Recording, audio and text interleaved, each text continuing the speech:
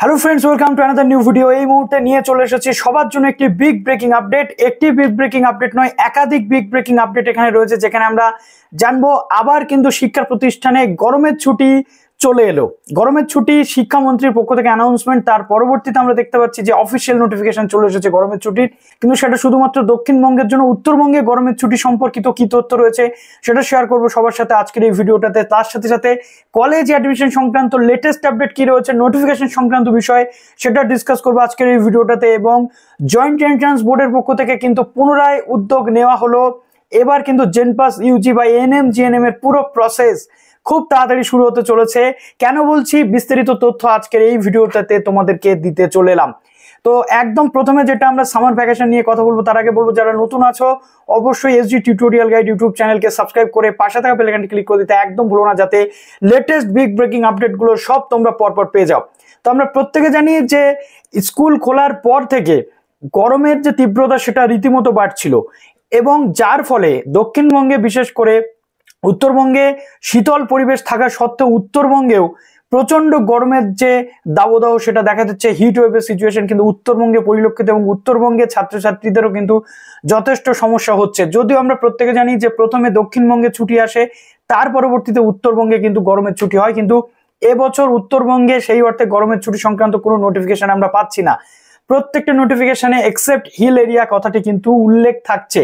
তো আজকে যে তথ্যটা আমরা পেয়েছি সেখানে দেখা যাচ্ছে অফিসিয়াল নোটিফিকেশন স্কুল এডুকেশন ডিপার্টমেন্টের যে ডেপুটি সেক্রেটারি তার পক্ষ থেকে, যে অত্যন্ত গরম, বৃষ্টি মাঝে মাঝে দক্ষিণবঙ্গে হলেও এই বৃষ্টির পর আবার কিন্তু হিট ওয়েভ জারি হয়ে যাচ্ছে, এবং এতে যেমন ডিহাইড্রেট হচ্ছে ছাত্রছাত্রীরা, স্কুলে গিয়ে কিন্তু তাদের ক্লাস করতে রীতিমতো সমস্যা তৈরি হচ্ছে। সাসপেনশন অফ একাডেমিক অ্যাক্টিভিটিস করে দেওয়া হয়েছে প্রত্যেকটা স্কুলে।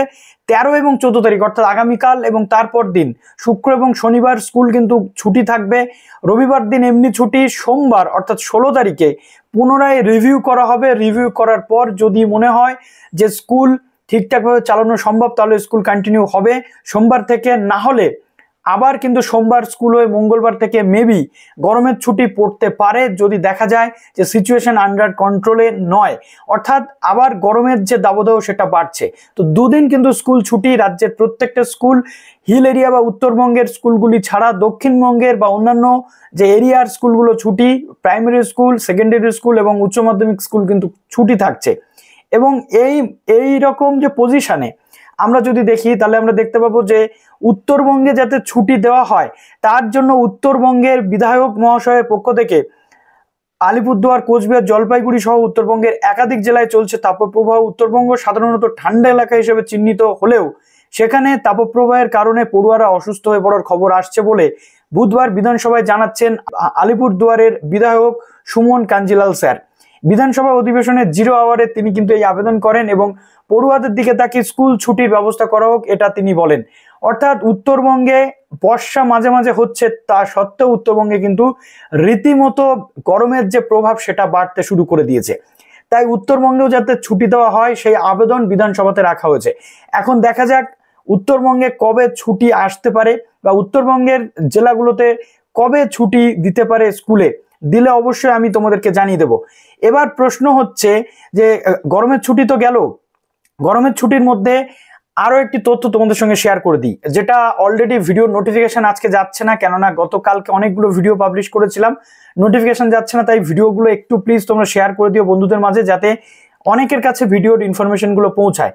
প্রথম কথা হচ্ছে যে আজকে কলেজ ইউনিভার্সিটির যে ইউজি অ্যাডমিশন অর্থাৎ WBCAP পোর্টালের অ্যাডমিশনের জন্য নোটিফিকেশন সেটা আসতে পারে, যেটা আমি সকালবেলা বলেছিলাম এবং তার পরবর্তীতে ভিডিওতেও শেয়ার করেছিলাম। আজকে যে কোনো মুহূর্তে নোটিফিকেশন চলে আসবে। নোটিফিকেশন চলে এলে আমি তোমাদের শেয়ার করে দেবো সেখানে কবে থেকে ভর্তি শুরু হচ্ছে, কবে সেই ভর্তি শেষ এবং কি পদ্ধতিতে ভর্তি হবে, মেরিট লিস্ট কবে বেরোবে, সবটা পরপর, এবং round 1, round 2, mop up round সমস্ত তথ্য সেখানে থাকবে। এবং 17ই জুন থেকে ভর্তি প্রক্রিয়া কিন্তু স্টার্ট হয়ে যাচ্ছে। 17ই জুন বিকেল 4টের পর অফিসিয়াল উদ্বোধন এবং তারপর অ্যাপ্লিকেশন প্রসেস শুরু হবে, এবং আমি অবশ্যই তোমাদের step by step application process দেখিয়ে দেবো। এবার চলে আসি রাজ্যের জেনপাস ইউজি, জিএনএম, এএনএম এর কি খবর। প্রথম কথা বলে দিই, জেনপাস ইউজি ওবিসির জন্য আটকে ছিল এবং WBJEE রেজাল্টও কিন্তু আটকে রয়েছে। জেনপাসের খবর খুব তাড়াতাড়ি আসতে চলেছে। জেনপাসের যে ফর্ম ফিল আপের প্রক্রিয়া বা সমস্ত যে বিজ্ঞপ্তি সেটা খুব তাড়াতাড়ি আমরা পেয়ে যাব।